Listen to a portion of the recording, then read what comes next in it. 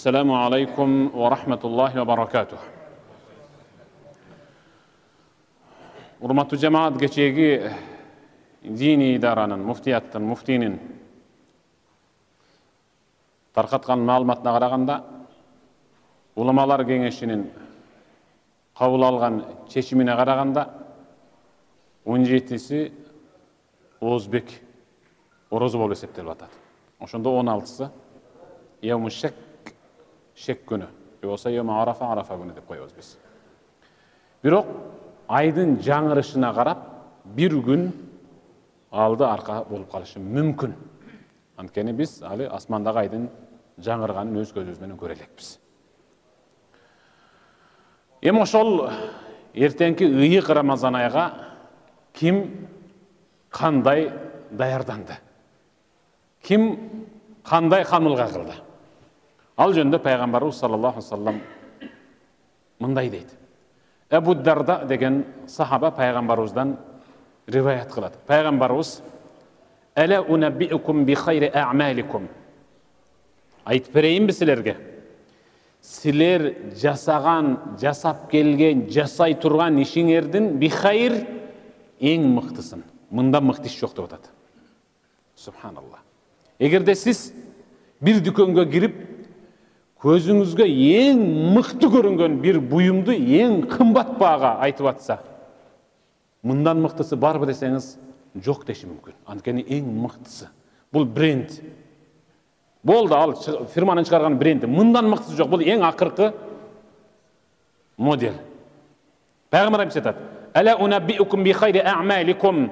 Силердин жасап келген, жасап аткан жана жасай турган ишиңердин ичинен би хайр эң мыктысы, андан мыкты иш жок. Ва азкаха инда маликикум. Раббиңердин астында силер жасап койгон ишиңердин эң тазасы жана улам көбөйүп өсүп тура турганы. Ошодон кабар берейинби деди. Биз бир иш жасайт экенбиз, аны Аллах Таала тарбиялап көбөйтүп атат. Биз бирөөнө жасаганбыз, бирок Аллах Таала аны көбөйтүп берет бизге. Ва арфаиха фи даражатикум. Силердин даражаңарды эң жогорку деңгээлге көтөрө турган амалыңардан кабар берейинби деди. Ва хайр мин инфақи захаби вал фидда. Мен кабар бере турган, силерге азыр айтып бере турган иш оң чөңтөңөрдөн алтын, сол чөңтөңөрдөн күмүштү чыгарып бирөөгө кайрымдуулук кылгандан да мыкты деп атат. Субханаллах. Өзү бирөөгө алтын, күмүш бере албайбыз. Бирок чыгарып берсек деле, ушу чыгарып берип кайрымдуулук кылгандан азыр пайгамбар айта турган бир иш бар, ал мыкты. Ва хайрин мин ан талқау адувакум ва тадрибу а'нақахум ва ядрибу а'нақакум. Силер дин душманына жолугуп калдыңар дейли. Силердин Кураныңарды басмырлап, абириңерди жыртып, айырып, булгап, диниңерге тыюу салып атат. Силер ошондой мекениңерди бастырып келип атат, ошондой душманга жолуктуңар дейли дейт пайгамбар. Мисал катары.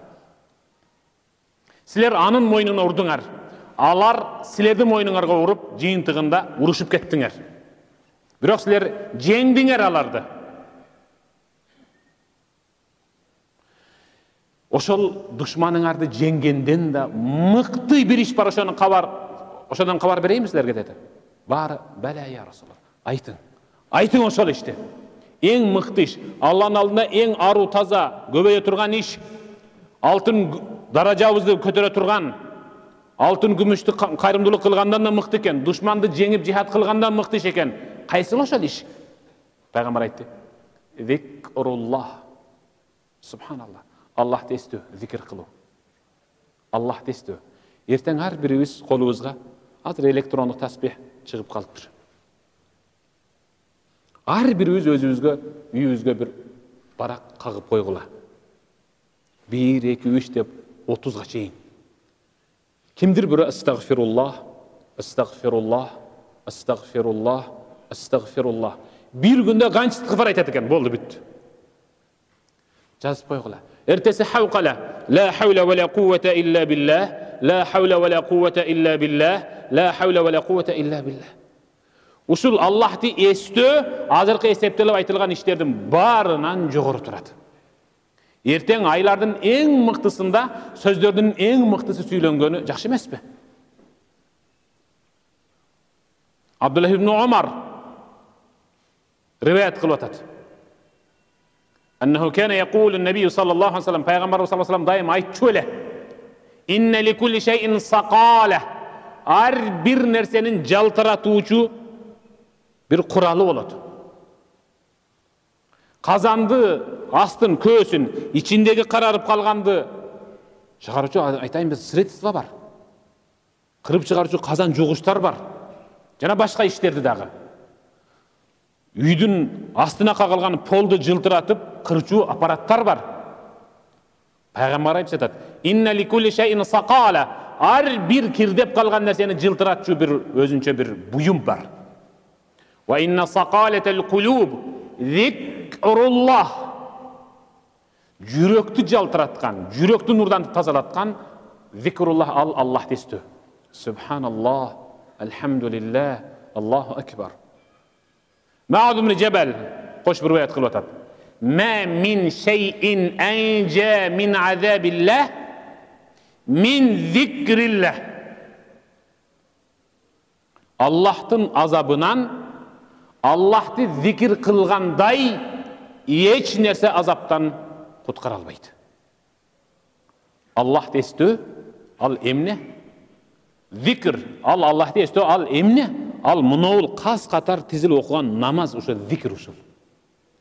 Аллахты эстегиси келгендер жүрөгүндө дайым Аллах барлары намазга келет. Андан кийин дагы отуруп алып зикир кылышат. Андан кийин баратып да зикир кылышат. Үйүндө дагы, ишинде дагы, ашканасында, жумушунда, барында Аллах эстешет. Ошондон Аллах Таала, астагфирулла, "Фазкуруни азкуркум." Силер мени эстегиле, мен силерди эстейм албетте деп атат. Силердин башыңарга түшүп калганда, мен ал жерден оңой олтоң эле чыгарып, сени разы кылып коем деп атат. Уақыт айбай тар мезгилде, ооруп турган мезгилде, кыйналып турган мезгилде, тосук мезгилде мени зикир кыл деп атат. Мен да сени кыйналып калган мезгилде зикир кылып чыгарып коем сени. Аллах дестөө намаз буйрса, дин муфтийнин таркаткан маалыматына таянып, 17-синде биз орозо боло турган болсок, анда биз 16-сында түнү таравихке турабыз иншалла. Жылдагыдай эле хатмул Кур'ан, Кур'анды хатым кылабыз иншалла. Жамаат менен, сиздер менен кеңешип, бул жолку ыйык Рамазан ай, бул жолку ыйык Рамазан айдагы хатмул Кур'ан жана таравих жана башка иштердин бүт бардыгы өткөнкү ыйык Рамазан айдын ибадаттарынан көп нерсеси менен өзгөчөлөнсүн. Амин. Аллахумма иннака афуун карим, тухиббул афва фа'фу анна, я рахим би рахматика, я архамар. Allah.